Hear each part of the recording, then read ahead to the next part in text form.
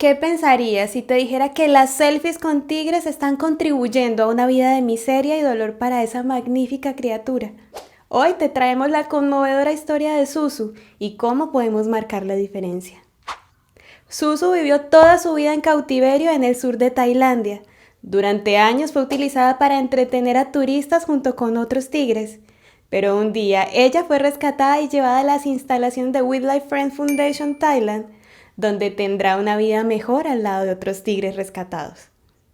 Sin embargo, no todos corren con la misma suerte que Susu y terminan sus días de la manera más trágica. La industria del turismo de vida silvestre en cautiverio se sostiene en gran medida por la ignorancia de los turistas. Mientras sigan pagando por selfies o espectáculos con animales, el sufrimiento de estos seres continuará. Pero esta problemática no es exclusiva de Asia, donde hay más de 8.000 tigres en cautiverio. También afecta a otros lugares como Estados Unidos, donde existen entre 5.000 y 10.000 tigres cautivos.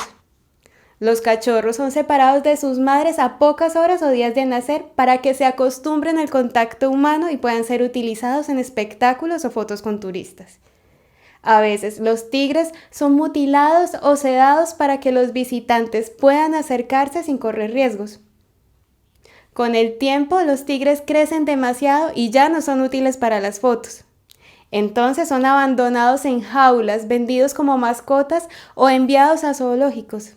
Algunos se convierten en máquinas reproductoras para generar más tigres, perpetuando un ciclo sin fin. No obstante, esto no pasa solo con los tigres.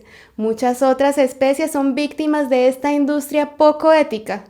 Elefantes, monos, serpientes y otros animales exóticos son obligados a realizar trucos y ser fotografiados por turistas que no tienen idea del daño que están causando. Pero lo más triste es que en los últimos años este problema se ha agravado debido a las redes sociales. Cuando mochileros, turistas e influencers comparten selfies de este tipo, solo fomentan su explotación.